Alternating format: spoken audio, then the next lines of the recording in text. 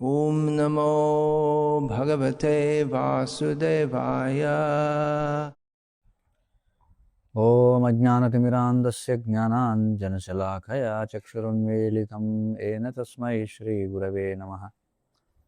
श्रीचैतन्यमनोभीष्टं स्थापितं येन भूतले स्वयं रूपः कदा मह्यं ददाति स्वपदान्तिकं।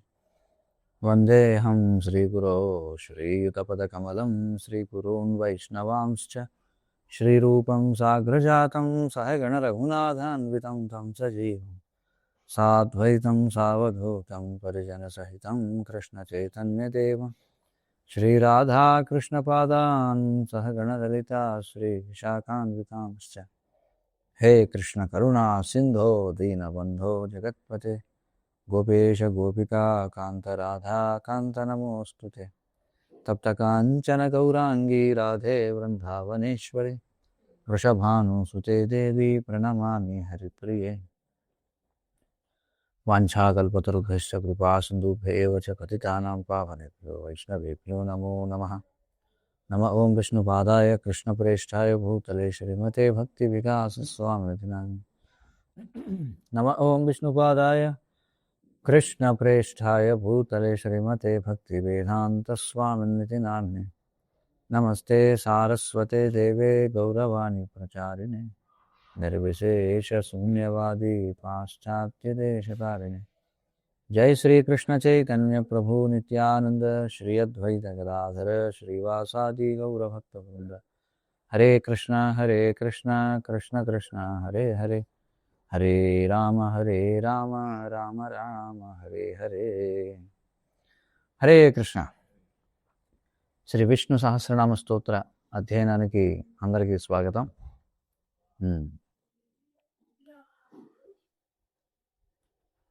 మనం 14వ మంత్రం చర్చిస్తూ ఉన్నాం. ఏమిటది? భూతాత్మా పరమాత్మా చ ముక్తానాం పరమాగతి అవ్యయ పురుష సాక్షి క్షేత్రజ్ఞోక్షర ఏవ చ. సో ఇప్పటి వరకు మనం భూతాత్మ అనేటువంటి నామాన్ని చర్చించాం. ఈరోజు మనం పరమాత్మ అనేటువంటి నామాన్ని చర్చిద్దాం.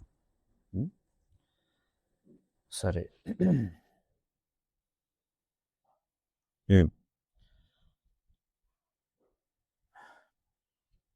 శ్రీమద్ భాగవతం లాగానే శ్రీ విష్ణు సహస్రనామం కూడా భగవంతుని యొక్క వివిధ నామాల ద్వారా ఆయన గుణాలను, రూపాన్ని మరియు లీలలను కీర్తిస్తుంది.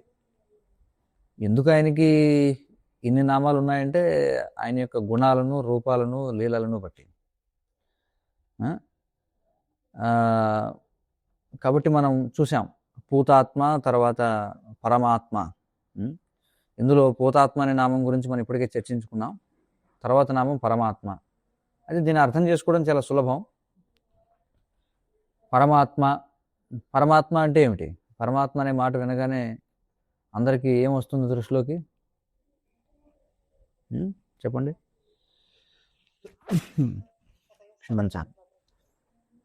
హృదయస్థ పరమాత్మ. కానీ ఆ శబ్దం పరమాత్మ అంటే ఆయన హృదయంలో ఉంటాడు అనేది మనకు తెలియకపోయినా, పరమాత్మ అని అన్నప్పుడు మనకి అంటే ఆ పదాన్ని చూస్తే మనకి ఏమర్థం అవుతుంది? ఆత్మ, పరమాత్మ రెండు శబ్దాలు ఉన్నాయి కదా. పరమాత్మ అంటే మన దృష్టికి ఏమొస్తుంది? ఆ పదం యొక్క అర్థం ఎలా అర్థం చేసుకోవచ్చు మనం? సో కాబట్టి ఆ దృష్ట్యా మనం చర్చిద్దాం దీని గురించి. పరమాత్మ అంటే సర్వోన్నతమైన ఆత్మ. అంటే ఇప్పుడు చూడండి, ఎవరినైనా మనం ఈ ప్రపంచంలో వీడు పరమ మూర్ఖుడండి అంటాం, వాడుతుంటాం కదా. పరమ అనే పదాన్ని మన వాడుకబుల భాషలో మాట్లాడుతుంటాం కదా. సో వీడు పరమజ్ఞాని, వీడు పరమ మూర్ఖుడు. ఈ విధంగా పరమ అనే దాన్ని సర్వోన్నతమైన దాన్ని సూచించడానికి వాడుతుంటాం. కాబట్టి పరమాత్మ అంటే సర్వోన్నతమైనటువంటి ఆత్మ అని అర్థం. బద్ధజీవులు ముఖ్యంగా అర్థం చేసుకోవాల్సిన విష్ణు సహస్రనామం యొక్క ప్రధాన అంశం ఇదేనమాట. అంటే మనందరం బద్ధజీవులం మనం. ఏమిటది అంటే ఇలాంటి నామాలు ఇంకా చాలా వస్తాయి మనకి భవిష్యత్తులో. ఉదాహరణకి ప్రభువు అనే నామం వస్తుంది.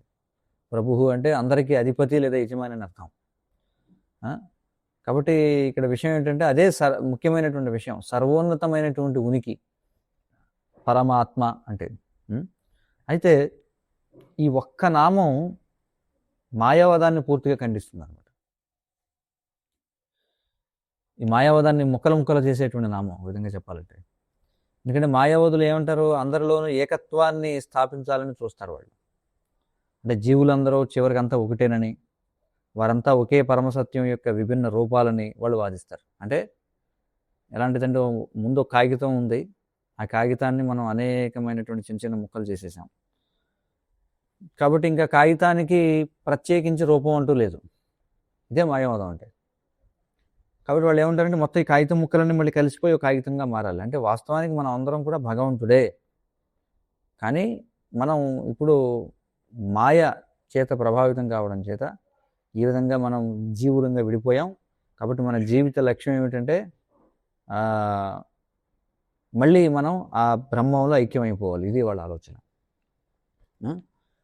కాబట్టి మాయావాదం ప్రకారం ఈ విభిన్న ఆత్మలన్నీ మాయ వల్లే వ్యక్తమయ్యాయి అని చెప్పి అంటారు.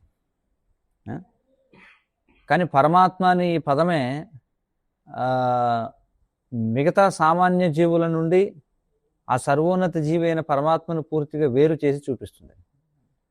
అంతే కదా. ఒకవేళ అందరూ ఒకటే అయితే అసలు పరమాత్మ అనే పదం ఉపయోగించాల్సిన అవసరం ఏముంది చెప్పండి. అందరూ ఒకటే అయితే, అందరూ సర్వోన్నతులే అని వాళ్ళు చెప్పారనుకోండి, అది ఎలా సాధ్యం అవుతుంది? సాధ్యం కాదు కదా. ఎందుకంటే సర్వోన్నతుడు అనేవాడు ఒక్కడే ఉంటాడు, సుప్రీం అంటే ఒక్కడే ఉంటాడు. అందరూ సర్వోన్నతులు ఎలా అయి ఉంటారో చెప్పండి. ఇప్పుడు క్లాసులో 60 మంది ఉన్నారంటే 60 మంది క్లాస్ ఫస్ట్ రాలేరు కదా. అప్పుడు దానికి అర్థమే లేదు. అంటే అందరూ సర్వోన్నతులే అంటే కాదు. సర్వోన్నత అనే పదాన్ని కేవలం ఒకరికే మనం వాడగలం. కాబట్టి ఒకే హోదాలో ఒకటి కంటే ఎక్కువ మంది ఉంటే అక్కడ సర్వోన్నత స్థితి అనేది ఉండదు ఇంకా. అందుకే ఇక్కడ పరమాత్మ అంటేనే అర్థం ఏంటంటే ఆత్మలందరిలోనూ ఆయన అత్యున్నతమైనటువంటి వాడు అని. సర్వోన్నతుడు అంటే మనకి యస్మాత్ పరం నా పరం అస్తి కించిత్ అంటే ఆయన అందరికంటే అధికుడు, మరియు ఆయన కంటే అధికులు ఎవరూ లేరు. ఆయన అందరికంటే అధికుడు, ఆయన కంటే అధికులు ఎవరూ లేరు. దీనినే మరోలా చెప్పాలనుకోండి,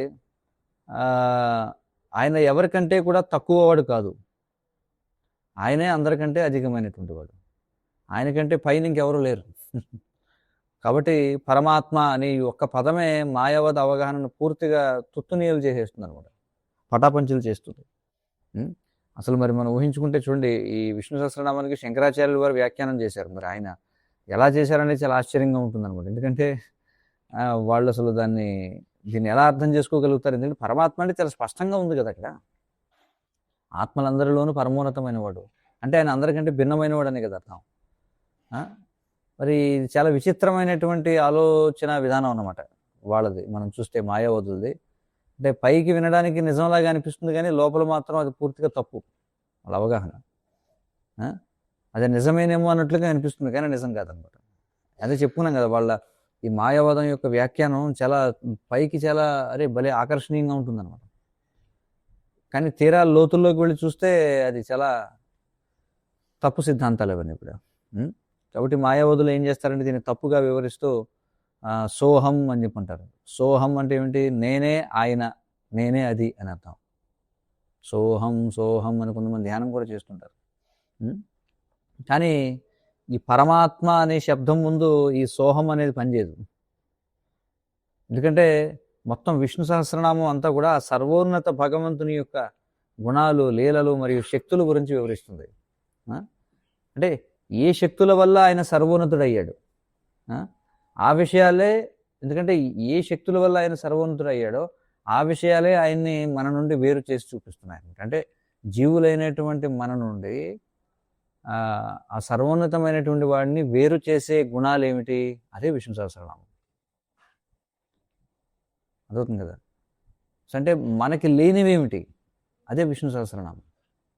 మనం ఏమి కాదు, అదే విష్ణు సహస్రనామం. మరి భగవంతుడు ఎందుకు అయ్యాడు, అదే విష్ణు సహస్రనామం.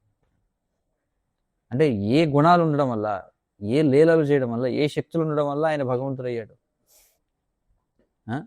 కాబట్టి చివరికి అంటే అంటే చూడండి, ఇది హాస్యాస్పదంగా ఉంటుంది కదా.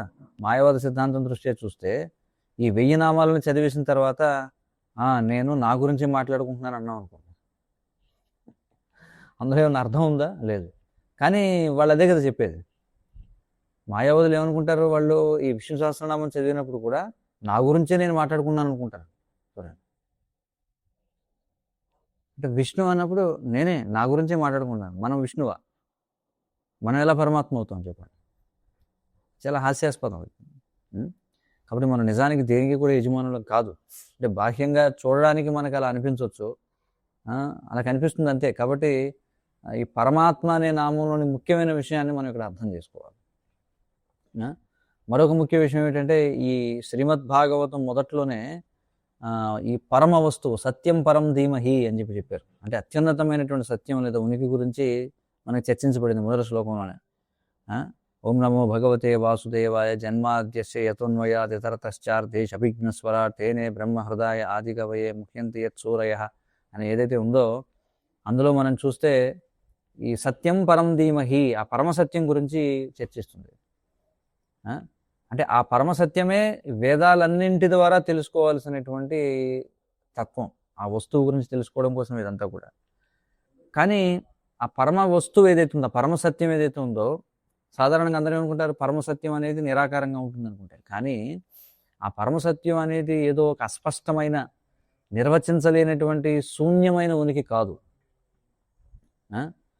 ఆ పరమాత్ముడే సాక్షాత్తు ఆ సర్వోన్నతమైనటువంటి జీవుడు అనే విషయాన్ని మనం ఇక్కడ గ్రహించాలి. అందుకే ఇక్కడ పరమాత్మ అని చెప్పుకున్నారు. అంటే సర్వోన్నతమైనటువంటి జీవుడు అనమాట. ఆయన ఆత్మే, మనం కూడా ఆత్మే. కాబట్టి ఒక కోణంలో చూస్తే ఆయన కూడా మనలాంటి వాడే, మనలో ఒకడే ఆయన కూడా. కానీ అదే సమయంలో ఆయన పరమాత్మ, అంటే ఆయన ఒక వ్యక్తి అన్నమాట. ఇది మనం అర్థం చేసుకోవాలి. మనలాగే ఆయనకు కూడా భావాలు, ఇష్టాలు, రూపం, స్నేహితులు మొదలైనవన్నీ ఉంటాయి. ఇది అవగాహన. ఈ వైష్ణవ అవగాహన అంటే ఇదనమాట. భగవంతుడు ఒక వ్యక్తి.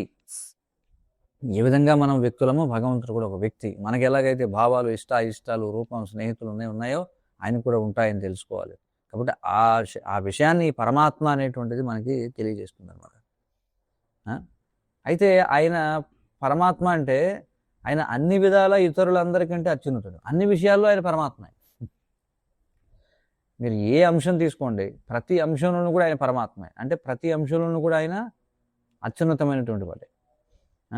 అన్ని విషయాల్లోనూ ఆయన శ్రేష్ఠుడే. అంతేగాని ఇక్కడ శ్రేష్ఠుడు అంటే లౌకికమైన శ్రేష్ఠుడు కాదనమాట. ఇప్పుడు ఎలాగంటే చూడండి, ఒక కుక్కల గుంపు ఏదన్నా ఉందనుకోండి, అందులో ఖచ్చితంగా ఆ గుంపుకు ఒక నాయకుడు కుక్క ఉంటుంది ఖచ్చితంగా. అంటే ఆ గుంపులోని మిగతా కుక్కల కంటే అది కొంచెం పెద్దగా, కొంచెం బలంగా ఉంటే అది నాయకుడు అవుతుంది. కానీ ఆ విధంగా కాదు ఆయన సర్వోన్నతుడు. అంటే ఇక్కడ మనం అర్థం చేసుకోవాలి. అందుకే ఆయనకి భూత భవ్య భవత్ ప్రభు అనేటువంటి నామం కూడా ఇవ్వబడింది. అంటే 3 కాలాల్లోనూ ఆయనే ప్రభు. ఆయన అన్ని విధాలా ఆయన ఇతరులందరికంటే పూర్తి విభిన్నమైన అత్యున్నతమైన వర్గానికి చెందినవాడు. అంటే ఆయన కూడా ఆత్మే, కానీ అన్ని విషయాల్లో ఆయన అత్యున్నతమైనటువంటి వాడు. అంటే ఆయనకు మనకు మధ్య ఉన్న వ్యత్యాసం చాలా పెద్దదనమాట. కానీ అదే సమయంలో మనం అందరం కూడా ఆత్మలం అనే విషయాన్ని మనం గుర్తుపెట్టుకోవాలి. ఆ విధంగా మనం ఆయనతో సమానమే. అంటే గుణరీత్యా మనం ఆయనతో సమానమే, కానీ పరిమాణ రీత్యా చూస్తే ఆయనకి మనకి చాలా భేదం ఉంది. అందుకే ఆయన పరమాత్మ. అంటే భగవద్గీతలో ఒక శ్లోకానికి ఇచ్చినటువంటి భాష్యంలో ప్రభుపాదుల వారు ఆయన శ్వేతాశ్వతరోపనిషత్తు నుండి ప్రస్తావన చేస్తారు. ఏ శ్లోకానికి? మత్తః పరతరం నాణ్యత్ కించిదస్తి ధనంజయ మయి సర్వమిదం ప్రోతం సూత్రే మణిగణ ఇవ అనే ఉంది కదా, దాని నుండి ఆయన ప్రస్తావన చేస్తారన్నమాట. ఎందుకంటే మరి ఉపనిషత్తుల సారమే కదా భగవద్గీత. భగవద్గీతని ఏమనంటాం మనం? గీతోపనిషత్తు అని అంటాం. మనకి గీతా మహాత్మ్యంలో చెప్పబడింది కదా ఈ విషయం. చెప్తారా ఎవరైనా శ్లోకం? అది గీతా మహాత్మ్యంలో భగవద్గీత సకల ఉపనిషత్తుల సారం అని చెప్పే శ్లోకం ఎవరైనా చెప్పగలరా? గుర్తుందా ఎవరికైనా? సర్వోపనిషదో గావో దగ్ధ గోపాలనందనః. సర్వోపనిషదో గావో దోగ్ధా గోపాలనందన పార్థో వత్స సుధీర్ భోక్త దుగ్ధం గీతామృతం మహత్ అని చెప్పన్నారు. కాబట్టి భగవద్గీత అంటేనే సకల ఉపనిషత్తుల యొక్క సారం. మరి శ్వేతాశ్వతర ఉపనిషత్తులో చెప్పబడింది ఏమనంటే యస్మాత్ పరం నా పరమస్త్య కించిత్ అన్నారు. అంటే ఆయన కంటే అధికుడు కానీ ఆయన కంటే తక్కువ వాడు కానీ చూడండి, ఆయన కంటే అధికుడు కానీ ఆయన కంటే తక్కువ వాడు కానీ ఎవరు లేరట. అంటే అధికంలోనూ ఆయనే అధికుడు, తక్కువ దాంట్లో కూడా ఆయనే అవసరమైతే అంత సూక్ష్మంగా ఉండగలిగిన వాడు కూడా. అనోరణీయాం మహతోర్ మహీయాం అన్నట్టుగా అన్నిటికంటే పెద్దవాడు ఆయన, అన్నిటికంటే చిన్నవాడు కూడా ఆయనే, చిన్నవాడుగా కూడా ఉండగలడు ఆయన. కాబట్టి ఈ యస్మాత్ పరం నా పరమస్తి కించిత్ అనే శ్లోకానికి భగవద్గీతలోని ఈ మత్తః పరతరం నాణ్యత్ అనేది ఒక సంక్షిప్త రూపం అనమాట. అంటే ఈ సత్యం గీతలో మనకి స్పష్టంగా స్థాపించబడింది. అంటే ప్రధాన ఉపనిషత్తులన్నింటిలోనూ ఉపనిషత్తుల్లో ముఖ్యంగా చూస్తే అన్ని ప్రధాన ఉపనిషత్తుల్లోనూ కూడా అందరికంటే అత్యున్నతుడైన ఆ వ్యక్తి ఎవరు అనేది స్పష్టంగా పేరు పెట్టి చెప్పలేదు. చూడండి, ఉపనిషత్తులన్నీ ఎలా ఉంటాయంటే అత్యున్నతమైనటువంటి వ్యక్తి అంటాయి, కానీ ఆ పేరేమిటనే చెప్పరు అనమాట.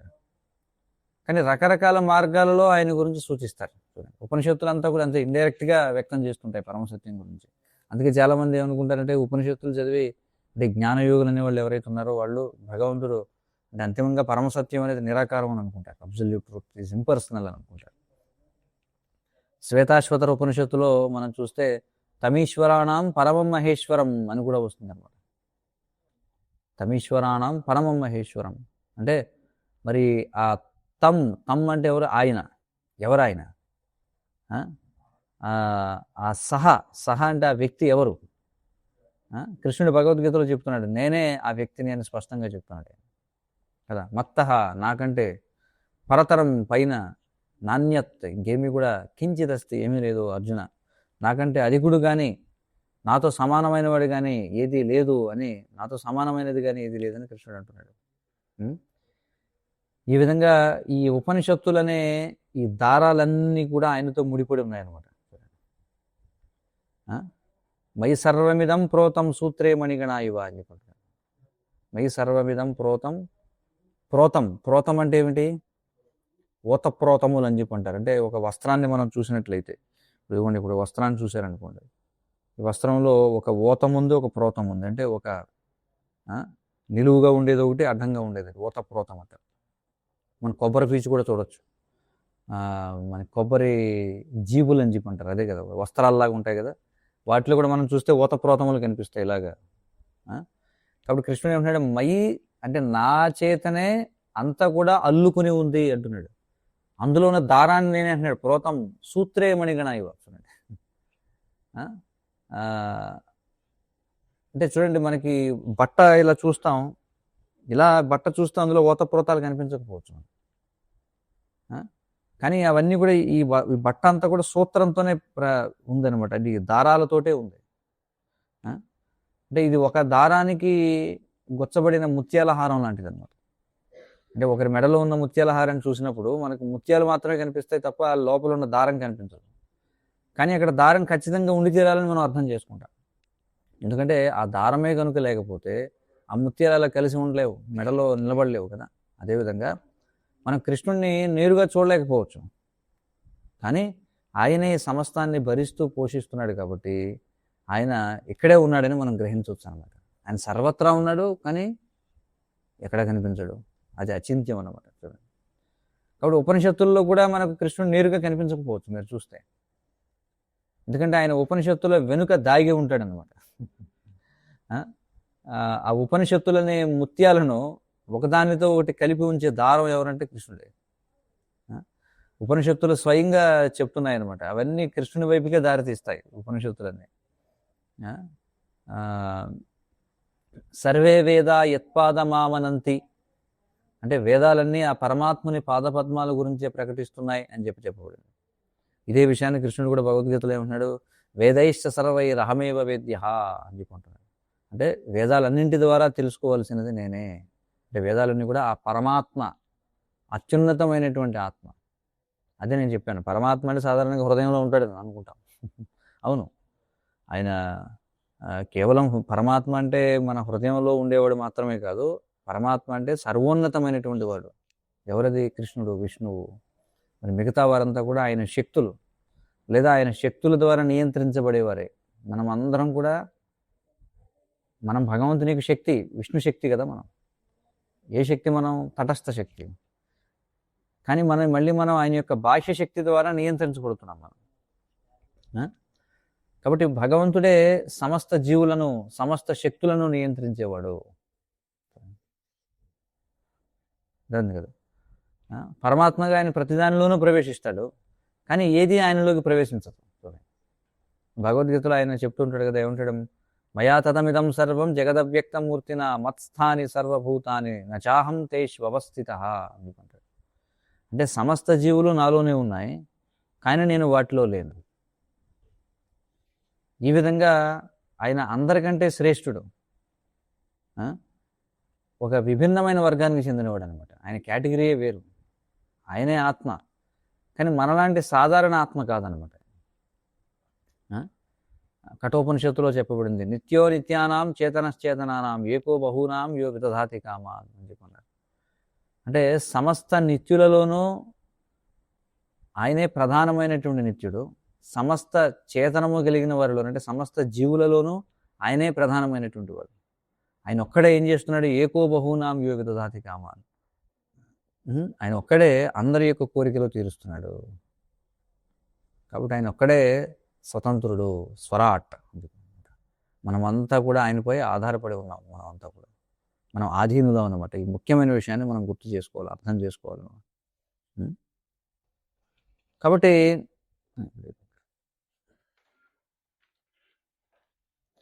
ఆయన కూడా ఒక ఆత్మే అని చెప్పుకోవడంలో ఉన్న అంతరార్థం ఏమిటంటే, ఆయన ఏదో ఒక అస్పష్టమైన వివరించలేని తత్వం కాదనమాట. లేకపోతే మనం ఏదో వెళ్ళి ఆయనలో లీనమైపోవడానికి ఆయన ఏదో ఒక శూన్యం కూడా కాదు.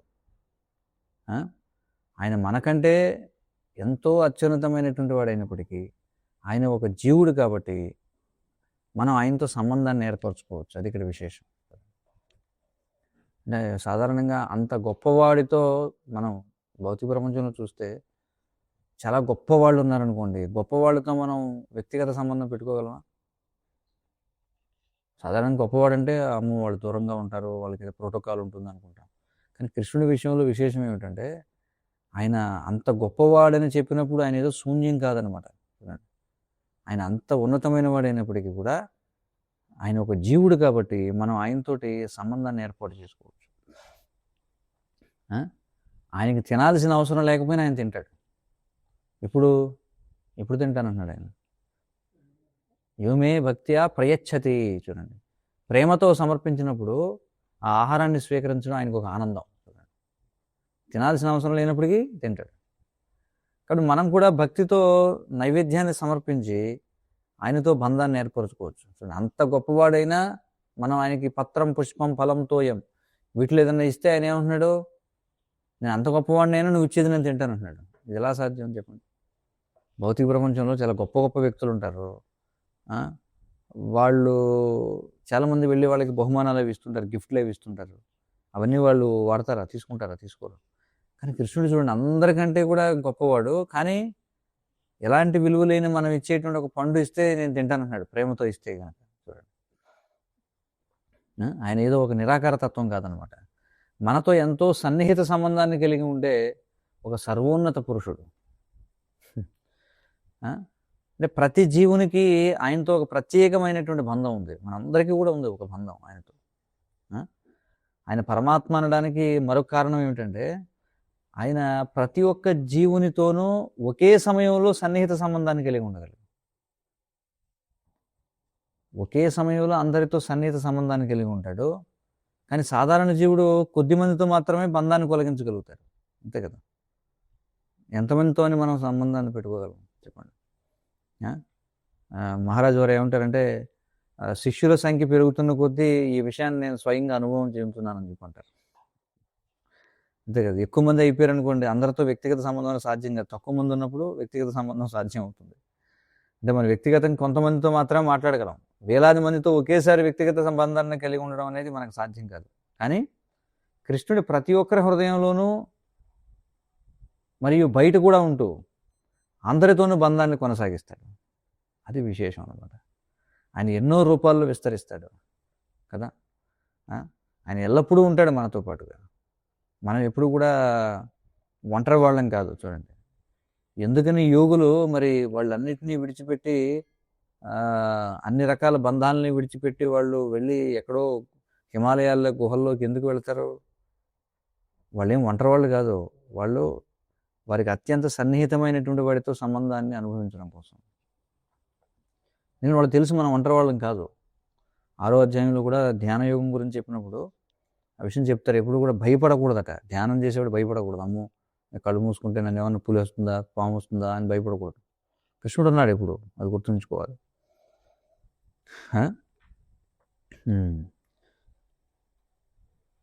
ఎప్పుడు కొలువై ఉంటాడు. అంటే మనం మన స్వంత కృష్ణుడిని కలిగి ఉండొచ్చు అనమాట. చూడండి, అంటే ఎవరి కృష్ణుడు వాళ్ళకే ఉన్నాడు. అంతే కదా. ఆయన అంత గొప్పవాడైనప్పటికీ, ఆయన భగవంతుడైనప్పటికీ అదే విశేషం. అంత మహోన్నతమైనటువంటి భగవంతుడు, కానీ అదే సమయంలో వ్యక్తిగతంగా మన కృష్ణుడిని కలిగి ఉండొచ్చు. అంటే మనం స్వంత కృష్ణుడిని, అంటే మన దేవుణ్ణి మనం ఒక చిన్న పెట్టెలో ఉంచుకొని మనకి నచ్చిన చోటుకి మనతో పాటు తీసుకువెళ్ళొచ్చు. విగ్రహారాధన చేసేవాళ్ళు చాలామంది తీసుకెళ్తుంటారు కదా, చూస్తుంటాం మనం. పర్సనల్ డీటీస్ ఉంటాయి.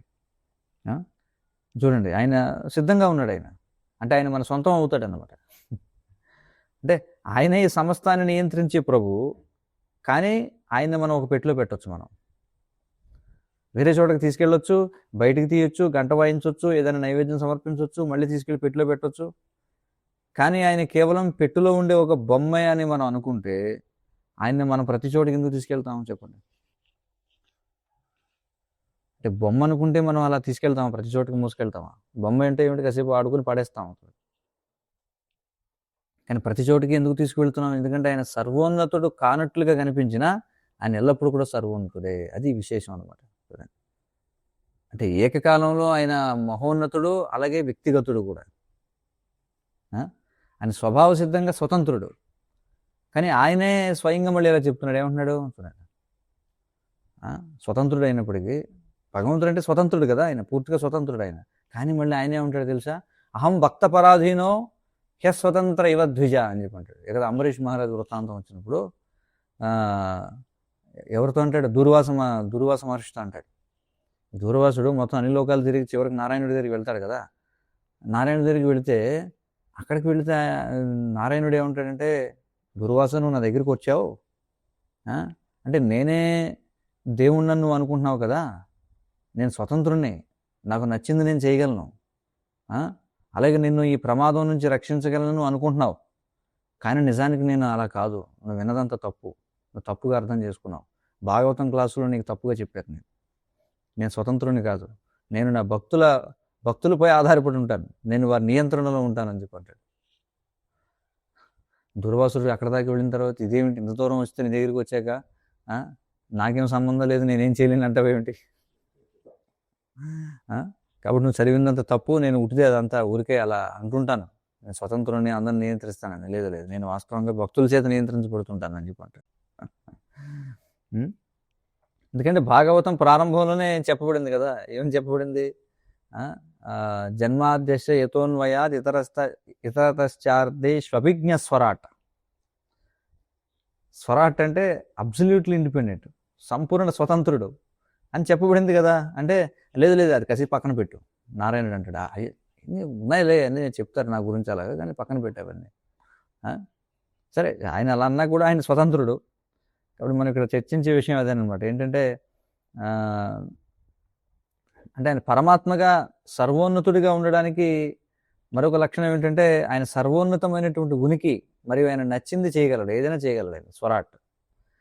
ఆయన తన స్వంత ఇష్ట ప్రకారంగానే తన భక్తులపై ఆధారపడాలని నిర్ణయించుకోగలడు. చూడండి, ఆయన పూర్తిగా స్వతంత్రుడు కాబట్టే ఆయన స్వతంత్రంగా నేను నా భక్తులకి లోబడి ఉంటానని నిర్ణయించుకోగలడట. అది కూడా ఆయన స్వతంత్రానికి సంకేతమనే చెప్తున్నారు. ఎందుకైనా నేను భక్తులకి పరాధీనుడిని అవుతున్నాను అంటే, నువ్వు ఎలా అవుతావు, నువ్వు నారాయణుడు అయ్యండి, నువ్వు భగవంతుడు అయ్యండి, నువ్వు భక్తుడికి ఎలా లోబడిపోతావు అని అడగడానికి లేదట. ఎందుకనంటే అంటే అది కూడా స్వరాట్టే కాబట్టి. ఎందుకంటే ఆ విధంగా భక్తుడికి పరాధీనుడైపోయే స్వతంత్రత కూడా ఆయనకు ఉంది కాబట్టి ఆయన భక్తుడికి పరాధీనుడైపోయినా ఆయన స్వరాట్టే అని చెప్పి అంటున్నారు. సో కాబట్టి ఆయన స్వతంత్రంగా నిర్ణయించుకుంటాడు అనమాట. సో కాబట్టి చూడండి, ఇక్కడ ఏమంటున్నారంటే నారాయణుడు చాలా శక్తివంతుడు, కానీ భక్తి అంతకంటే బలమైందట.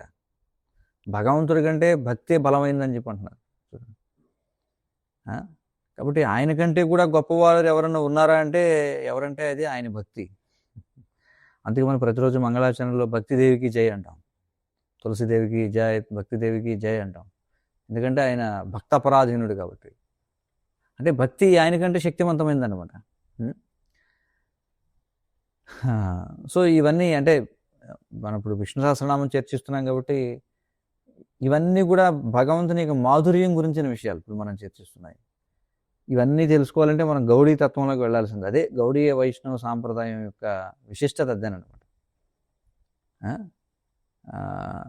అంటే నిజానికి పరమాత్మ గురించిన ఈ గౌడీయ అవగాహన, అంటే గౌడీయ సిద్ధాంతంలో పరమాత్మ అనే పదానికి, పరమాత్మ అంటే ఇతర సాంప్రదాయాల్లో మనం కూడా భగవద్గీత చర్చించినప్పుడు పరమాత్మ అంటే ఏమని చెప్పుకుంటాం, ప్రతి ఒక్కరి హృదయంలో ఉండేవాడని చెప్పుకుంటాం. కానీ గౌడీ సిద్ధాంతంలో పరమాత్మ అనే పదానికి సర్వోన్నత జీవి అనే అర్థం చెప్తారు. సుప్రీం సోల్ అని చెప్పి అంటాం. అంటే ప్రతి అణువులోనూ ప్రతి వస్తువులోనూ ప్రవేశించే ఆ సర్వోన్నత భగవంతుని యొక్క ఒక రూపంగా కూడా పరమాత్మను అర్థం చేసుకుంటారు. అయితే మనం దానికి రెండవ స్థానాన్ని ఇస్తాం. ఇది ప్రతి అణువులో ప్రతి వస్తువులో ప్రవేశించే అది పరమాత్మే. కానీ గౌడీయ వైష్ణవ సిద్ధాంతంలో ముందుగా మనం పరమాత్మ అనగానే సర్వోన్నతమైన జీవి అని మనం చెప్పుకుంటాం. చూడండి, అంటే ఆ ఒక్క అఖండమైనటువంటి పరమసత్యం మనకు తెలుసు 3 విభాగాలుగా గ్రహించబడుతుంది అని. ఏమిటది? వదంతి తత్వవిదస్తత్వం యజ్ఞానమద్వయం బ్రహ్మేతి పరమాత్మేతి భగవానితి శబ్దతే. అదే సర్వవ్యాపక పరబ్రహ్మముగాను పరమాత్మగాను భగవానునిగాను చెప్పబడుతుంది అని చెప్పారు. అంటే నిరాకార బ్రహ్మంగా ప్రతి హృదయంలో కొలువై ఉండే పరమాత్మగా పూర్ణ పురుషోత్తమ భగవానుడిగా చెప్పబడుతుంది. కాబట్టి ఇది భగవద్గీతను కూడా అనుసరిస్తుంది మనం చెప్పుకునేది. ఎందుకంటే కృష్ణుడు పరమాత్మ గురించి మాట్లాడాడు భగవద్గీతను మనం చూస్తే 13వ అధ్యాయంలో. ప్రకృతి, పురుషుడు, ఇంకోటి ఏమిటి అధ్యాయం పేరు ఏమిటి? 13వ అధ్యాయం పేరు ఏమిటో చెప్పి. ప్రకృతి, పురుషుడు, 13వ అధ్యాయం పేరు చైతన్యం, అదేనా? సరే, 13వ అధ్యాయంలో ప్రతి ఒక్కరి హృదయంలో ఉండేటువంటి కాన్షియస్నెస్, ప్రతి ఒక్కరి హృదయంలో ఉన్న సర్వోన్నత ప్రభువును కృష్ణుడు ఈ విధంగా వర్ణించాడు. చూడండి, 13వ అధ్యాయంలో తన గురించి తానే వివరించుతున్నాడు. ఏమంటున్నాడు? ఉపద్రష్టానుమంతా చ భర్త భోక్త మహేశ్వర పరమాత్మేతి చాప్యుక్తో దేహేస్మిన్ పురుష పరః అని చెప్పంటాడు. చూడండి, ఈ ఒక్క శ్లోకంలోనే ఎంతో అంతరార్థం దాగి ఉందన్నమాట. ఇదంతా మళ్ళీ ఉపనిషత్తుల అవగాహన. మళ్ళీ మనకి చూడండి, ఉపనిషత్తుల్లో చెప్పేది ఏదైతే ఉందో, ఒకే చెట్టుపై ఉన్న 2 పక్షులు, శరీరం లోపల ఉండి ప్రతిదాన్ని సాక్షిగా గమనించే ఆ సర్వోన్నత పురుషుడు. చూడండి, అంటే ఈ శ్లోకం ఏదైతే ఉందో ఉపద్రష్ట అనుమంత. చూడండి, ఉపద్రష్ట అంటే పైనుంచి అన్ని గమనిస్తూ ఉంటాడు, అలాగే జీవులకు అనుమతినిస్తాడు, అన్నిటినీ భరించేవాడు, భోగించేవాడు, అన్నిటికీ ఈశ్వరుడు, ఆయనే పరమాత్మునిగా చెప్పబడుతున్నాడు అని చెప్పుకున్నాడు. అంటే అందరి హృదయాల్లో ఉంటాడు, కానీ ఆయనే పరమోన్నత జీవి అని చెప్తుంది శ్లోకం. పరమాత్మేతి చాప్యుక్తో దేహేస్మిన్ పురుష పరః. కాబట్టి శ్వేతాశ్వతర ఉపనిషత్తు, ముండకోపనిషత్తు, ఇలా అనేక ఉపనిషత్తుల్లో ఈ ఉపమానం చెప్పారు. ఇది ఒకే చెట్టుపై ఉన్న 2 పక్షుల ఉపమానం అన్నమాట. మళ్ళీ మళ్ళీ చెప్పబడుతుంది అన్నమాట ఉపనిషత్తుల్లో. అందులో ఒక పక్షి ఏం చేస్తుంది? కేవలం గమనిస్తూ ఉంటుంది సాక్షిగా. మరొక పక్షి ఏం చేస్తుంది? ఆ చెట్టు యొక్క తీపి మరియు చేదు పండ్లను తింటూ ఉంటుంది. అంటే ఎవరిది? మనం. అంటే మనం స్వీకరించిన ప్రతి శరీరంలో సుఖాన్ని దుఃఖాన్ని అనుభవిస్తూ ఉంటాం కదా. కానీ పరమాత్మ మాత్రం ఏం చేస్తాడు? ఆయన హృదయంలో కొలువై ఉండే అంతర్యామిగా ఉంటాడు. అలాగే భగవద్గీత 6వ అధ్యాయంలో కూడా చెప్పబడింది పరమాత్మ గురించి. ఏమని? జితాత్మన ప్రశాంతస్య పరమాత్మ సమాహిత అని చెప్పన్నారు. అంటే ఎవరైతే తమ మనస్సును మరియు ఇంద్రియాలను జయించి, చూడండి కృష్ణ అక్కడ ఏం చెప్తున్నాడు, తమ మనస్సును ఇంద్రియాలను జయించి సంపూర్ణంగా ప్రశాంతమైన స్థితిని పొందుతారో వారు పరమాత్మను చేరుకుంటారు, లేదా పరమాత్మ స్థితిలో స్థిరపడతారు అని చెప్పబడింది ఆ శ్లోకంలో. ఏమన్నారు? మనసుని ఇంద్రియాలను జయించి సంపూర్ణంగా ప్రశాంతమైన స్థితిని పొందుతారో వాళ్ళు పరమాత్మను చేరుకుంటారు, లేదా పరమాత్మ స్థితిలో స్థిరపడతారు అని చెప్పారు. కానీ మాయావాదులు అవగాహన ఏమిటంటే ఈ శ్లోకానికి, వాళ్ళు ఏమంటారంటే మీరే పరమాత్మ అయిపోతారని చెప్తారు. అర్థమవుతుంది కదా? అంటే ఉదాహరణకి ఇప్పుడు కిషోర్ ప్రభు అనే ఒక వ్యక్తిని కలిశాను అనుకోండి. అంటే నేను కిషోర్ ప్రభుని కలిశాను అంటే దాని అర్థం నేనే కిషోర్ ప్రభుని అయిపోయానా? అంటే ఒక వ్యక్తిని కలవడం అంటే మనమే ఆ వ్యక్తి అయిపోవడం అనా? ఇది ఎంత తప్పుడు అవగాహన ఇది. కానీ మాయావతులు దీనికి అలా భాష్యం ఇస్తారు. ఎప్పుడైతే కృష్ణుడు ఎవరైతే మనస్సును ఇంద్రియాలను జయించి సంపూర్ణంగా ప్రశాంతమైన స్థితిని పొందుతారో వారు పరమాత్మను చేరుకుంటారనే దానికి మాయావతులు ఇచ్చే భాష్యం ఏంటంటే వాళ్ళే పరమాత్మ అయిపోతారని చెప్తారు అక్కడ. చాలా తప్పుడు అవగాహన కదా. సో నేను ఒకరిని కలిసి వారిలో లీనమైపోయాను అనడం అనేది ఎంత వింతైన ఆలోచన అది. అలాగే భగవద్గీత 15వ అధ్యాయంలో కృష్ణుడు చెప్తాడు, ఏమంటాడు? ఉత్తమ పురుషస్త్వన్య పరమాత్మేత్యుదాహృత యో లోకత్రయమావిశ్య బిభర్త్యవ్యయ ఈశ్వర అని చెప్పంటాడు. అంటే ఏమంటాడంటే హృదయంలో సాక్షిగా ఉండే ఆ ఉపద్రష్ట, ఆ హనుమంత అనేటువంటి రూపమే ప్రతి జీవునిలోనూ ఉన్నటువంటి పరమాత్మ లేదా పరమాత్మ అని చెప్పంటాం. ఈ 15వ అధ్యాయంలోనే మళ్ళీ క్షరుడు మరియు అక్షరుడు అంటే పతనమయ్యే జీవులు, పతనం కాని జీవులు అని 2 రకాల జీవుల గురించి చెప్పబడింది. క్షర అక్షర ఏవచ అని చెప్పంటాడు. అయితే వాటన్నిటికీ కూడా అతీతంగా ఉన్నవాడు, దాని గురించి ఈ శ్లోకం చెప్తున్నారు. ఉత్తమ పురుషస్త్వన్య. దీనికి ముందు శ్లోకంలో క్షరులు అక్షరులు అనేటువంటి 2 రకాల జీవులు ఉన్నారు. కానీ క్షరులు అక్షరులు అంటే ఏమిటి? పతనమయ్యేవాళ్ళు, పతనం చెందని వాళ్ళు. కానీ వీరిద్దరికీ అతీతంగా ఉన్నటువంటి మరొకడు ఉన్నాడు, ఉత్తమ పురుషుడు. ఎవరిది? నేనే. కృష్ణుడు చెప్తున్నాడు. పురుషోత్తమ యోగం అంటాను దాన్ని కదా. ఇంకేమంటున్నాడు? యో లోకత్రయమావిశ్య అంటే ఆయనే సమస్త లోకాలలోనూ ప్రవేశించి వాటిని భరిస్తూ ఉన్నాడు. అతీతంగా ఉండేటువంటి వాడు. అంటే దీనిని బట్టి ఆయన ఈ విశ్వానికి పరమాత్మని మనం అర్థం చేసుకోవచ్చు. ఎందుకంటే ఆయన ఏమంటున్నాడు? సమస్త లోకాలలోనూ ప్రవేశించి. ఎవరి గురించి చెప్తున్నారు ఇక్కడ? 3 విష్ణువుల గురించి. మహావిష్ణువు అంటే కారణోదక సాయి విష్ణువు, గర్భోదక సాయి విష్ణువు, క్షీరోదక సాయి విష్ణువు. అంతే కదా, ఈ 3 మరి ప్రవేశిస్తారు కదా. ప్రవేశించి ఏం చేస్తారు? వాటిని భరిస్తూ ఉంటారనమాట. ఈ విశ్వంలోని ప్రతిదానిలోనూ ప్రవేశించే పరమాత్మ యొక్క వివిధ రూపాలు ఇవే అనమాట. మహావిష్ణువు అంటే ఈ భౌతిక జగత్తుకి పరమాత్మ, గర్భోదక సాయి విష్ణువు అంటే ఒక బ్రహ్మాండానికి పరమాత్మ, క్షీరోదక సాయి విష్ణువు అంటే ప్రతి జీవికి ప్రతి అణువుకి పరమాత్మ. అయితే కొంతమంది పరమాత్మ అంటే శివుడని చెప్పాలని చూస్తారట కొంతమంది శివ పరమాత్మ. ఎవరు? బ్రహ్మకుమారిలు ఉన్నారు చూడండి, భ్రమిత కుమారిలు. వాళ్ళు శివ పరమాత్మ అని అంటారు చూడండి. అంటే వాళ్ళు శివుణ్ణి పరమాత్మ అని చెప్తారు. కానీ ఎక్కడా కూడా శాస్త్రాల్లో పరమాత్మ అంటే విష్ణువేని చెప్పబడింది, కానీ శివుడు ఎప్పుడూ కూడా పరమాత్మగా ఉంటాడని చెప్పబడలా. విష్ణు పురాణంలో ఒక అద్భుతమైన శ్లోకం ఉంది దీని గురించి. ఏంటంటే పరమాత్మాచ సర్వేషాం ఆధారణ పరమేశ్వర విష్ణుర్నామ సర్వవేదేషు వేదాంతేషు చ గీయతే అన్నారు. అంటే సమస్త జీవులకు ఆధారమైన వాడు పరమేశ్వరుడు మరియు సర్వోన్నతుడు అయిన ఆ పరమాత్మను వేదాలన్నింటిలోనూ వేదాంతంలోనూ విష్ణు అనే నామంతోనే కీర్తించారు అని చెప్తుంది శ్లోకం. స్పష్టంగా ఉంది. ఎవరు సకల జీవులకి ఆధారమైన వాడు, ఎవరు పరమేశ్వరుడు, ఎవరు సర్వోన్నతుడు, ఎవరు పరమాత్ముడు అని వేదాలు ఎవరి గురించి చెప్తున్నాయి? అతడి పేరు ఏమిటి అంటే విష్ణువు అని నామంతో చెప్పారు. కాబట్టి ఈ శ్లోకంలో పరమాత్మ అంటే విష్ణువే అని స్పష్టంగా నిరూపించబడింది అనమాట. మరి ఇది విష్ణు సహస్రనామం. మరి ఈ నామాలన్నీ కూడా ఆయనవే కదా మరి మనం చర్చించేవి.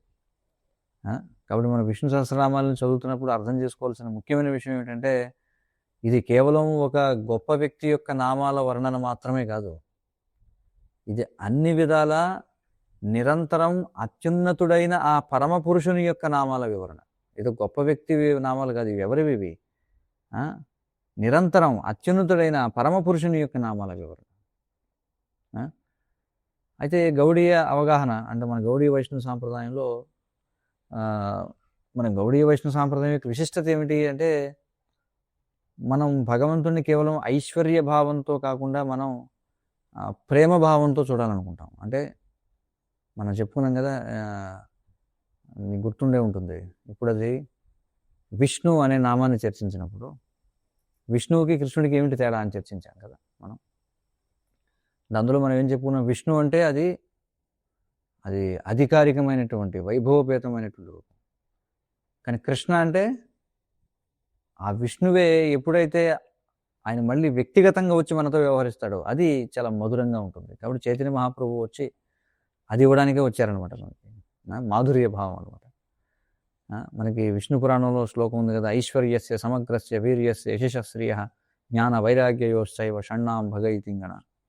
అంటే ఏ వ్యక్తులు అయితే సంపూర్ణమైన ఐశ్వర్యం, వీర్యం, యశస్సు, అందము, జ్ఞానము, వైరాగ్యము, ఈ 6 గుణాలు పూర్తిగా ఉంటాయో ఆయనే భగవంతుడని పిలువబడతాడు. ఈ దివ్య గుణాల వల్లే భగవంతుడు మనకి భగవానుడిగా తెలుస్తాడు అని చెప్పారు. కానీ మన సాంప్రదాయంలో మనం ముఖ్యంగా ప్రత్యేకించి కృష్ణుని మనం చూస్తాం. కృష్ణస్తు భగవాన్ స్వయం, అంటే కృష్ణుడే సాక్షాత్తు పూర్ణ పురుషోత్తముడు అనమాట. మరి సమస్త ఆత్మలలోనూ కూడా ఈ ప్రేమ మరియు మాధుర్యంతో ఆయనే సర్వోన్నతుడు. కాబట్టి మనం భగవంతుని యొక్క దివ్య గుణాలనే మనం ఎక్కువగా నొక్కి చెబుతాం, ఆయన యొక్క భగవతత్వం కంటే కూడా. అందుకే చైతన్య మహాప్రభు కృష్ణుని యొక్క ఈ మహోన్నత స్థితినే పదే పదే వివరిస్తారనమాట.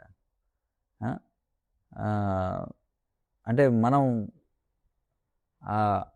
ఆ భగవంతునిలో ఉన్నటువంటి వ్యక్తిగత స్వభావాన్ని మనం అధ్యయనం చేస్తాం. అంటే ఆ భగవంతుడైనటువంటి వాడు ఆయన యొక్క వ్యక్తిగత జీవితం గురించి మన సాంప్రదాయం బోధిస్తుంది. అది ఇక్కడ మనం చెప్పాలంటే పర్సనల్ లైఫ్ ఆఫ్ గాడ్ అర్థమవుతుంది కదా. కాబట్టి ఈ 6 ఐశ్వర్యాలు ఏవైతే ఉన్నాయో, ముఖ్యంగా మనం చెప్పుకున్న ఐశ్వర్యస్య సమగ్రస్య అంటే సంపదలు, వీర్యము, యశస్సు, సౌందర్యము, జ్ఞానము, వైరాగ్యం, వీటిలో ఈ రూప సౌందర్యం అత్యున్నతమైనదనమాట. అందుకే మనం మన సాంప్రదాయంలో ఈ అందానికి, ఆయన యొక్క వ్యక్తిత్వానికి, ఆయన యొక్క ప్రేమకి మనం ఎక్కువ ప్రాధాన్యత ఇస్తాం, అంతేగాని ఆయన యొక్క సంపదలకి కాదు మనం చూస్తే. సో కాబట్టి ఇది పరమాత్మ అనేటువంటి నామానికి మనం అధ్యయనం చేయలేనటువంటి విషయాలు. హరే కృష్ణ కృష్ణ కృష్ణ హరే హరే, హరే రామ రామ రామ హరే హరే. కాబట్టి ఆయన పరమాత్మ, కాబట్టి ఆయన అత్యున్నతమైనటువంటి వ్యక్తి. ఆయన ఆ విధంగానే ఆయన భగవంతుడైనప్పటికీ ఆయన వ్యక్తిగతంగానే అందరితో వ్యవహరిస్తాడు. అది మనం అర్థం చేసుకోవాల్సిన విషయం. ఏమైనా ప్రశ్నలు, సూచనలు ఉంటే చెప్పండి ఎవరికైనా. కృష్ణ ప్రభు దండ ప్రణామం. చెప్పండి. ఉపనిషత్తుల్లో కృష్ణుణ్ణి నేరుగా దేవాది దేవుడని వ్యక్తపరచకపోవడానికి గల ముఖ్య కారణం ఏమిటి? ముఖ్య కారణం ఏంటంటే 2 కారణాలు చెప్పారు మనకు ఆచార్యుడు. ఒకటి, ఆ విధమైనటువంటి కోరిక ఉన్న వారి కోసం ఒకటి. శ్రీల ప్రభుపాదుల వారు ఏం చెప్పారంటే, ఈ ఉపనిషత్తులు చేసే పని ఏమిటంటే, భౌతిక భావనతో ఉన్నటువంటి ఒక వ్యక్తిని ఈ భౌతికమైన దానికి అతీతంగా ఉన్న దాని వైపు దృష్టి మరల్చడం కోసం. అంటే ప్రారంభ స్థాయిలో ఉన్నవాడికి ఏది అవునో అనే దానికంటే ఏది కాదో చెప్పాలన్నమాట. ఎలాగంటే కృష్ణుడు భగవద్గీత 2వ అధ్యాయంలో ఆత్మ అంటే ఏదో చెప్పడానికి ఏం చేస్తారంటే ఆత్మ అంటే ఏది కాదో చెప్తాడు. కాబట్టి ముందు ఈ ఉపనిషత్తుల యొక్క కర్తవ్యం ఏమిటంటే, పూర్తిగా భౌతిక భావనలో ఉన్నవాడిని ఈ భౌతికము కాని ఒక పరమైనటువంటిది ఒకటి ఉంది అనే అవగాహనకు తీసుకురావడం కోసం ఉపనిషత్తులు చెప్తాయి. అందుకే అక్కడ వ్యక్తిత్వం గురించి మాట్లాడవు. ఇప్పుడు కూడా ఏమిటంటే ఒక మహోన్నతమైనది ఉంది, ఈ విధంగా మాట్లాడతాయి. కాబట్టి ఉపనిషత్తులని అధ్యయనం చేయడం ద్వారా వ్యక్తి ఈ భౌతిక అస్తిత్వానికి పరమైన ఒక పరమసత్యం ఉంది అని తెలుసుకోగలుగుతారు. అది ఉద్దేశం. అందుచేత ఉపనిషత్తులు ఆ విధంగా మాట్లాడతారు. అర్థమవుతుంది కదా. సో అలాగే ఎవరైతే భగవంతుడు, ఎందుకంటే ఇక్కడే మనం చెప్పుకున్నాం కదా, ఏకో యో బహూనాం యో విదధాతి కామాన్, ఒక్కడే అందరి కోరికలు తీర్చాలని. కాబట్టి కొంతమంది వారికి సేవ చేయాలని ఉండదు, ఎంతవరకు ఐక్యమైపోదాం అనే భావనలో ఉంటారు. సో అలాంటి వాళ్ళకు కూడా మరి కోరికలు తీర్చాలి కాబట్టి వాళ్ళ కోసం ఉపనిషత్తులు అనేవి ఇచ్చారు. మరొక విషయం ఏం చెప్పారంటే, భగవంతుడు ప్రత్యక్షంగా కంటే పరోక్షంగా వివరించబడడం అంటే ఇష్టపడతారట. చూడండి, అంటే ఆయనకి ఇండైరెక్ట్గా మాట్లాడటం అంటే ఇష్టం అట భగవంతుడు. సాధారణ వ్యక్తుల వ్యవహారాల్లో కూడా మనం సెటైరికల్గా మాట్లాడటం ఉంటుంది కదా. ఆ విధంగా భగవంతుడు కూడా ఏంటంటే ఈ విధంగా పరోక్షంగా ఆయన గురించి పరోక్ష భాషణం అనేది ఇష్టపడతారట. ఇవన్నీ కారణాలు మనకు ఆచార్యులు చెప్పారు ఎందుకని ఉపనిషత్తుల్లో ఈ విధంగా భగవంతుని యొక్క నిరాకార భావన, నిర్గుణ భావన గురించి ఎక్కువగా వివరించబడింది అనే దాని గురించి. హరే కృష్ణ. ఇక్కడ పేరు అకుంఠిత దేవిదాసి అని ఉంది, కానీ ఎవరు పురుషులు మాట్లాడుతున్నారు. మీ పేరు? నేను ప్రభు సునీల్ సత్యనారాయణ దాస్. అచ్చా అచ్చా, okay okay okay. Hare Krishna. Hare చెప్పండి మాతాజీ, మీకు ప్రశ్న ఏమిటి? అదే నారాయణ దీనికి విరుద్ధంగా ఏమంటారు? స్పష్టంగా నారాయణుడికి విరుద్ధమైనట్లు చెప్తుందేమో. ఏది? నారాయణ ఉపనిషత్తు అనేది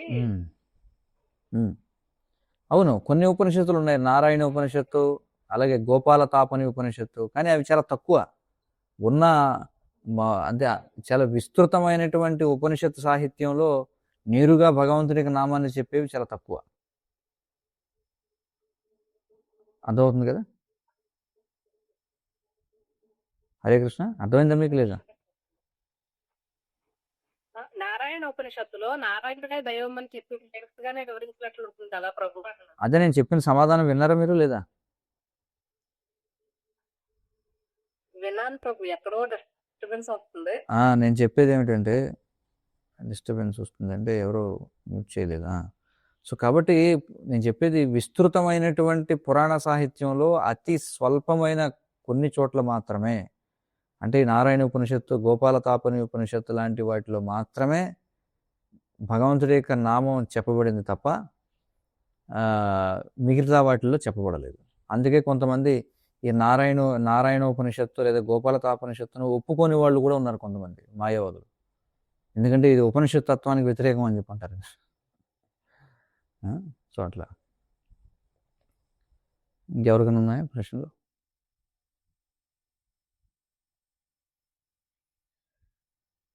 హరే కృష్ణ కృష్ణ కృష్ణ హరే హరే, హరే రామ రామ రామ హరే హరే. శ్రీ విష్ణు సహస్రనామ స్తోత్రం की जय.